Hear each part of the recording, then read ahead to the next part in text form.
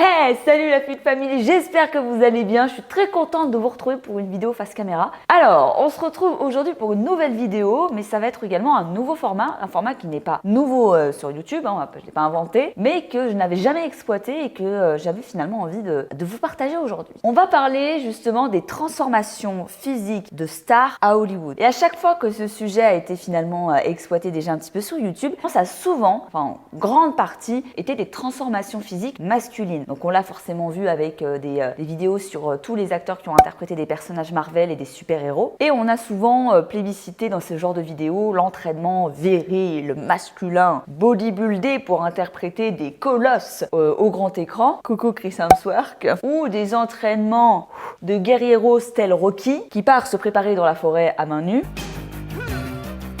Et je trouvais ça hyper intéressant donc du coup de retracer un petit peu le parcours de ces femmes qui ont travaillé leur physique pendant des mois, voire presque parfois pendant une année pour justement venir interpréter un rôle au cinéma. Et même si elles n'ont pas des carrures de personnalité féminine bodybuildée, il y a souvent énormément de préparation physique derrière certains rôles. Et si cet épisode vous plaît, vraiment dites-le moi en commentaire et on pourra en faire beaucoup d'autres. Et je terminerai avec un petit disclaimer en début d'intro de cette vidéo. Ce dont on va parler, c'est d'une préparation physique très intense dans le cadre vraiment d'un tournage. Ce ne sera pas à reproduire chez vous, ce n'est pas quelque chose qui est conseillé au commun des mortels, à monsieur, madame, tout le monde. Ce ne sont pas forcément non plus des avant-après, puisque le but de leur transformation, c'est vraiment d'atteindre un physique précis pour un rôle. On va découvrir tout ça, on est prêts? C'est parti!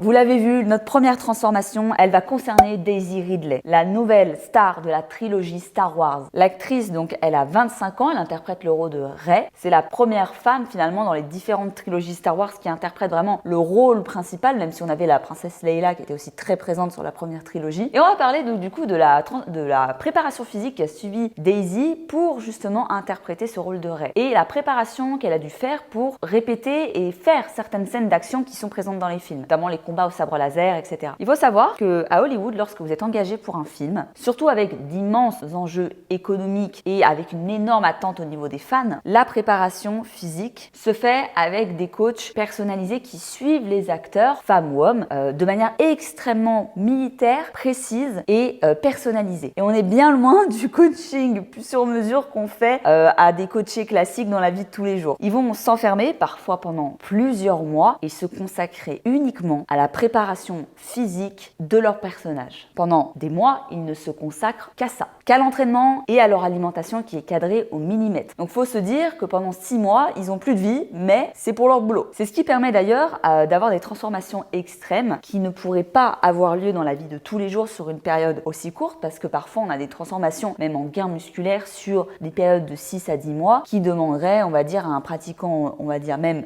expérimenté, plusieurs années. Pourquoi? Parce que justement, ils vont se dédier uniquement à ça. C'est-à-dire que du matin au soir, la seule chose à laquelle ils vont penser, c'est leur transformation physique. Et quand tu es dans un cadre comme ça où tout est aligné, l'alimentation te fait tes repas, on te calcule sur mesure, tout est pesé, calculé, tes entraînements, tu les fais, tu te lèves du lundi au vendredi, tu fais ça, déjà tu es dans des conditions optimales pour aller un petit peu plus vite et être prêt pour le jour du tournage. C'est vraiment important qu'on comprenne ce contexte parce que parfois, notamment chez les hommes, après il y a peut-être des cas de dopage, mais des fois il y a des transformations qui sont tellement impressionnantes qu'on se demande si elles sont naturelles. C'est aussi cet encadrement militaire qui est fait par le staff qui est autour des acteurs, qui fait aussi le bon suivi au niveau de la santé de la star. On évite aussi notamment les risques de blessures avec un entraînement qui est ultra adapté. Alors que si monsieur, madame, tout le monde reproduisait les entraînements de leur star favori, là, ils se blesseraient ou ils seraient en surentraînement où il y aurait forcément à un moment donné des problèmes de santé. Daisy, elle fait pas forcément exception à la règle. Donc elle a ses coachs, elle est encadrée et de base, elle a une silhouette qui est très mince et très longiligne. Donc on est loin du physique un peu plus tanké, sans être bodybuildé, qu'elle a dans les films. Elle va s'entraîner à raison justement de 5 séances par semaine, sur 5 jours, du lundi au vendredi. C'est ce qu'elle a expliqué dans de nombreuses interviews. Vous retrouverez sur YouTube, je vous mettrai des images pendant la vidéo, de ses sessions d'entraînement, de comment elle s'est préparée au film. Et elle s'entraînait 5 heures par jour. Alors, allez pas croire qu'elle va faire 5 heures de muscu ou 5 heures de cardio. C'est vraiment 5 heures qui vont englober la totalité de ses entraînements. On peut avoir de la mobilité, on peut avoir de l'assouplissement, on peut avoir de la musculation, on peut avoir du renfort profond. En fait, vraiment, ça va être échelonné, mais 5 heures par jour, c'est colossal. Donc en fait, ces 5 heures, elles étaient réparties entre tout ce que je viens de vous expliquer, la mobilité, la musculation, etc. Mais elle avait aussi des cours d'arts martiaux, des cours de pilates. Et ce programme sur mesure permettait justement de ne pas épuiser l'actrice. Et dans ce genre de préparation physique, le plus important, c'est que la star ne se blesse pas.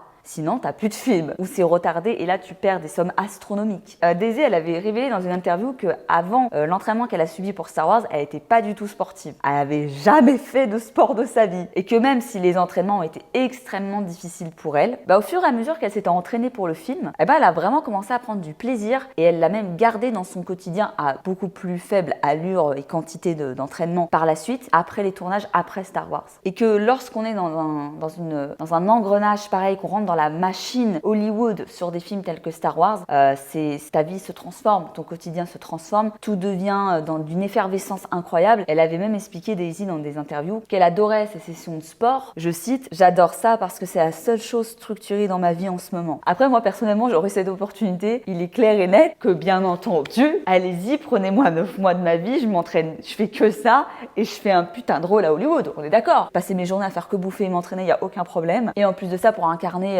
un des plus grands rôles du cinéma, aucun souci non plus. Mais je le fais pas parce qu'en vérité, vous me manqueriez trop. Après, je pourrais plus vous faire des vidéos sur YouTube. Ça serait triste quand même. Donc à ces 5 heures par jour qu'on a vu juste avant d'entraînement, il faut rajouter encore les répétitions des scènes de combat, notamment les combats au sabre laser, qui sont des chorégraphies qui sont apprises et répétées, et l'entraînement et les répétitions de plein de cascades, parce que vous savez que c'est lorsqu'on est projeté en arrière, on est tiré par des câbles. Pour l'avoir testé une fois sur un petit tournage que j'avais fait avec Renaud à Paris il y a 4-5 ans, la projection au câble, c'est très très physique, et pour éviter de te blesser et de te casser la nuque, faut le répéter pour manier les bons mouvements et les bons gestes. Daisy, elle a partagé pendant la période où elle s'entraînait énormément de vidéos d'entraînement, elle l'avait beaucoup partagé aussi sur ses réseaux sociaux. Ça montrait à quel point ces entraînements quotidiens étaient polyvalents. Ils pouvaient varier même du lundi au mardi au mercredi, elle n'était pas obligée de faire tout le temps la même chose tous les jours, et c'est ce qui rendait justement l'entraînement très adapté aux besoins du film. Elle avait aussi des cours de kickboxing, des cours d'escalade, également des séances d'haltérophilie. L'haltéro, pour ceux qui pourraient ne pas savoir la différence avec la musculation, on va vraiment travailler à ce moment-là sur le travail de force. La musculation, on est vraiment sur un côté plus esthétique, on va chercher le gain musculaire, le développement musculaire. Là, sur l'haltérophilie, même si on va gagner en gain musculaire et on va avoir des résultats esthétiques, c'est pas l'objectif premier. Le but, c'est d'arriver à soulever de plus en plus lourd en haltéro pour vulgariser un maximum. Du coup, là, elle va vraiment jouer sur le travail de la force. Oui, non, ce n'est pas un jeu de mots. Faisons pause 2 minutes quand même. On vient quand même de dire que Daisy, avant Star Wars, elle avait jamais fait un seul sport de sa vie, que la meuf, elle n'était pas du tout sportive. Elle est passée de ça à 25 heures d'entraînement, voire même peut-être 40 heures d'entraînement de préparation par semaine. Franchement, elle avait effectivement intérêt à kiffer ce qu'elle fait, parce que moi, je me mets à la place de quelqu'un qui a jamais fait de sport, qui passe de ça à ça. Heureusement que c'est pour jouer le rôle de ta vie, que ta carrière est en jeu. Là, du coup, tu as de la motivation, tu es déter. Ça c'est clair. Mais enfin bon, quand même. Là, elle a une préparation digne d'un athlète de haut niveau, même plus. GG à toi, Daisy. Elle expliquait aussi que grâce à l'entraînement qu'elle a subi, et du coup elle a vu son corps aussi un peu se transformer, ça l'a aidé à gagner en confiance en elle, et ça s'est ressenti pour elle la manière dont elle a joué dans le film. Notamment avec le travail qu'elle a fait sur les arts martiaux et la maîtrise des mouvements qu'elle avait avec son corps. Il y a même des anecdotes de tournage qui expliquaient que entre les prises, les acteurs de Star Wars, quand ils avaient terminé leur séquence de tournage, parfois ils allaient se faire de la mobilité sur un tapis, ils allaient faire, d'ailleurs c'est même tellement recommandé parce que sinon tu te refroidis entre les scènes et après tu peux te blesser aussi, et qu'ils aimaient tellement l'entraînement et qu'ils voulaient tellement être en forme que le matin très tôt, avant que les tournages commencent, parfois à 7 ou 8 heures, ils allaient courir, ils allaient faire des runs à jeun à 5 heures du matin, et que dès qu'ils avaient un trou vraiment dans leur emploi du temps, parce qu'en plus quand tu vis sur un tournage, tu vis quasiment à huis clos, tu vois pas ta famille, tu rentres pas chez toi, tu dors sur les plateaux de tournage, tu vis sur les plateaux de tournage, donc les bulles où elle s'entraînait, elle faisait sa musculation ou ses entraînements, c'était vraiment des bulles d'évasion. Elle allait souvent s'entraîner aussi un peu toute seule. Et donc, elle s'entraînait 5 fois par semaine, du lundi au vendredi. Les week-ends étaient plutôt orientés sur la récupération. Elle allait voir le staff santé pour tout ce qui est kiné, ostéo, les masseurs pour la récup, etc. Parce que oui, c'est ça l'envers du décor du sport de très très très très haut niveau. Ton corps, il ramasse. Il faut aussi en avoir conscience. Donc, sur ce genre de plateau où la star doit rester en forme au maximum, garder sa condition physique, il faut absolument qu'il y ait des phases de récup. Les personnes qui me disent s'entraîner n'importe comment, enfin en tout cas avec un énorme volume de travail, 7 jours sur 7, et qui n'ont pas de staff de santé à côté, pensez pas que vous êtes des warriors. C'est juste qu'à un moment donné, votre corps, il va vous dire stop. Et là, il y en a certains, ils feront moins les malins. Tu peux t'entraîner à un volume d'entraînement tel un athlète olympique, mais il faut que tu aies le staff qui va avec. Jamais un athlète a une prépa comme ça sans rien à côté. C'est indispensable. L'entraînement en lui-même, quand on s'entraîne, ça crée un stress. Donc pas un stress genre « ah, je suis stressé », c'est un stress au niveau chimique dans le corps, des réactions chimiques. Ça va venir augmenter l'acide lactique, ça crée des déchets dans le corps. C'est le mécanisme classique, c'est en ça qu'après l'alimentation et la récupération sont très importantes pour venir éliminer les déchets de l'entraînement. Les entraînements de Daisy, ils ont duré à peu près 8 mois. 8 mois, c'est long, très très long. Et certaines scènes au sabre laser qui ont été faites pendant les films ont demandé jusqu'à 3 mois de répétition pour que la scène soit parfaite. On va passer maintenant à notre deuxième transformation. Et pas des moindres, on va parler de la star du film Wonder Woman, Gal Gadot.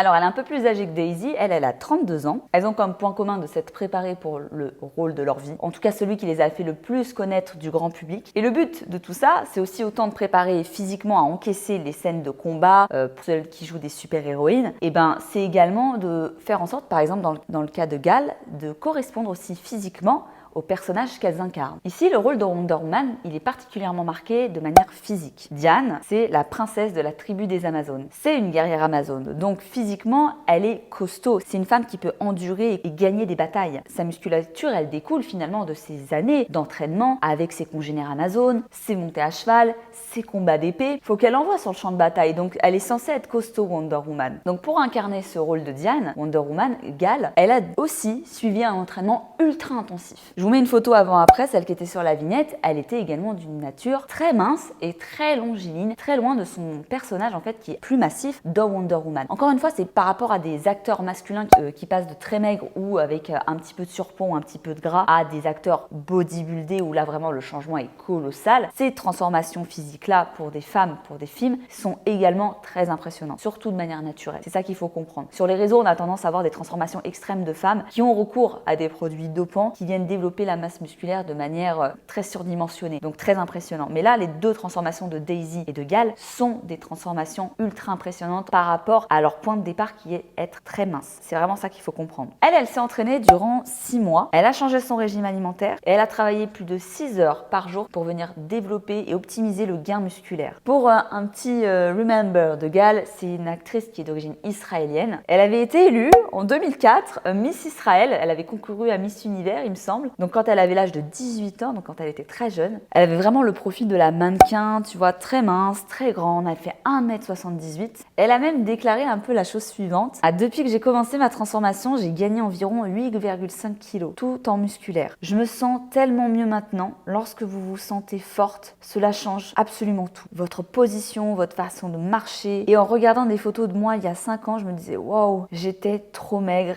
et c'est vraiment pas cool. C'est hyper intéressant de parler aussi de ces transformations-là parce que au final, la plupart des gens, monsieur et madame tout le monde, veulent se prendre en main pour perdre du poids, toujours s'affiner. C'est vraiment un objectif qui revient dans la plupart des demandes en fait, de manière générale. Pas que, heureusement, mais dans le cas de Gal et de Daisy, on est vraiment sur la prise de masse. Elles sont pas énormes, elles ont pas pris 10 kilos de gras et elles sont pas bodybuildées. Et pourtant, Gal a pris plus de 8,5 kilos en 8 mois, qui est vraiment optimal. Prendre 1 kilo de muscle, de vrais muscles, pas de gras, par mois, très difficile, c'est très long. Et elle l'a fait justement parce qu'elle est aussi dans ces conditions optimales pour faire ce travail-là. Donc elle-même s'est rendue compte également que cet entraînement qu'elle a fait pour Wonder Woman lui a permis aussi de mieux appréhender son physique et son corps. Après, c'est son opinion à elle, bien sûr. Il y a des personnes minces qui se sentent très bien dans leur corps mince, mais il y a aussi pas mal de filles qui sont très minces et qui ne le supportent pas ou qui ne se sentent pas assez bien dans leur peau. Et elle s'est rendue compte qu'elle se sentait mieux avec pas des kilos de gras en plus, mais en étant plus costaud, plus développé. Et ça joue vraiment, je vous assure, pour en avoir fait l'expérience en musculation, ça joue sur la confiance en soi, sur la manière dont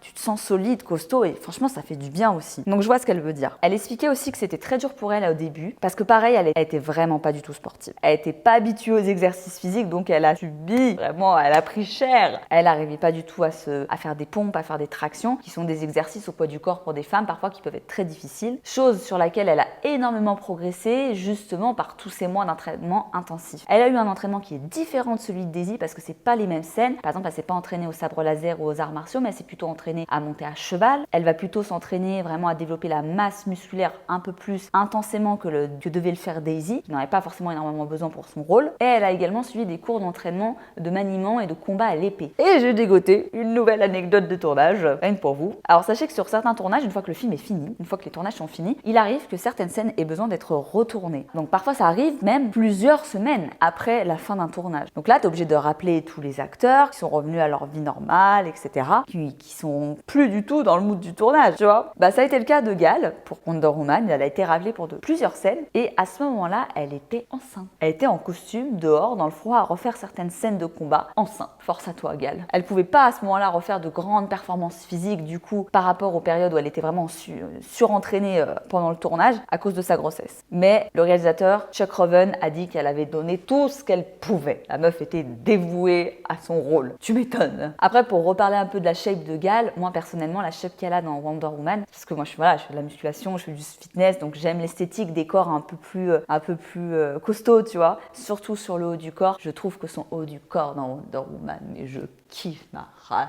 Là, je vais rentrer dans une période un peu plus de musculation là pendant 2 mois, donc voilà, soyez pas étonnés. D'ailleurs, si vous voulez prendre du booty ou des bras, vous avez 2 nouveaux programmes sur l'application. Sachez que ça va être ma programmation pour les mois à venir, hein, personnellement. D'ailleurs, est-ce que vous savez pourquoi le gain musculaire est plus long chez la femme que chez l'homme? Parce que c'est le cas. Tout simplement déjà parce que physiologiquement, on n'est pas fait pareil. C'est aussi pour ça qu'on a des programmes qui sont différents en hommes et femmes sur l'application. Après, vous pouvez très bien faire le homme et un homme faire le femme, hein, je précise encore. Et surtout parce qu'on n'a pas les mêmes hormones. Grâce à la testostérone, les hommes prennent plus facilement de la masse musculaire. C'est pour ça que notamment dans le dopage en compétition de bodybuilding, vous avez des femmes qui prennent entre autres de la testo, mais pas que, et qui permettent de développer des muscles qui vont au-delà de ce qu'elles seraient capables génétiquement, justement. Alors sur ces mois qui sont assez courts, quand même 8 mois d'entraînement, ça paraît très long, mais pour prendre 8 kg de muscle, c'est très court. C'est réalisable naturellement, comme je l'ai expliqué, parce que tous les critères autour de son entraînement et de sa préparation physique sont absolument optimales. Tu manges, tu dors, tu respires, entraînement. Il faut vraiment que tous les facteurs soient absolument irréprochables. Et après, c'est totalement possible de prendre 8 kg de muscle hyper sec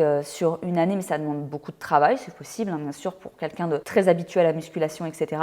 Après, plus tu vas avancer dans les années, plus ça va forcément ralentir, tu vois. Tu peux avoir une belle marge de progression aussi parce que tu pars d'un niveau vraiment extrêmement débutant, comme Gal, tu pars vraiment d'un point zéro et qui, avec un entraînement aussi optimisé, va avoir des résultats aussi impressionnants. Mais voilà, quand j'ai des personnes qui me disent parfois sur certains de mes programmes, oui, j'ai pris sur un programme renfo, j'ai pris 1 kg de muscle en un mois, pas forcément toujours que du 100% muscle, même si l'aspect esthétique déjà c'est nettement amélioré. D'ailleurs, autre anecdote que j'aurais pu vous mettre avant, Gal, elle a également fait 2 années dans l'armée israélienne. Donc c'est une fille qui connaît un petit peu les protocoles militaires, tout ça, ça a dû l'aider à supporter cet entraînement hyper rigoureux qui lui a été imposé pendant 8 mois. Pour le cas de Daisy et de Gal, ces transformations étaient dues à leur préparation donc pour leur film et elles sont revenues à leur vie normale justement après les tournages. Bon, Gal était enceinte, Daisy est revenue à sa vie classique, mais elles ont toutes les deux expliqué en interview que forcément ces longs mois de préparation les avaient changées. Ça leur avait permis d'appréhender différemment leur corps, qu'elles se sentaient plus puissantes, plus confiantes, plus fortes, plus badass. Et elles ont gardé quand même une hygiène de vie sportive après les tournages, avec un rythme beaucoup plus normal d'entraînement, beaucoup plus basique. Encore une fois, et je le reprécise, c'est très important, elles étaient avec un staff qui les encadrait de fous malades. Ça n'a aucun intérêt pour le pratiquant lambda de faire la même chose qu'elles. C'est pas tenable. La preuve en est, tu le tiens pendant jusqu'à atteindre l'objectif du film et après tu retrouves à quelque chose de plus humain. Et vous voyez comme quoi ces physiques qui ont demandé tant d'heures d'entraînement, qui ont parfois pris plusieurs kilos de muscles, sont loin du physique de bodybuilding. Après, peut-être que s'il y avait eu des rôles de personnages super-héroïnes bodybuildés, déjà le casting aurait été différent. On n'aurait pas forcément pris des actrices non plus trop longilignes, ou alors il y aurait forcément eu recours à des stupéfiants et sur un peu plus d'une année, tu vois. Notamment, je pense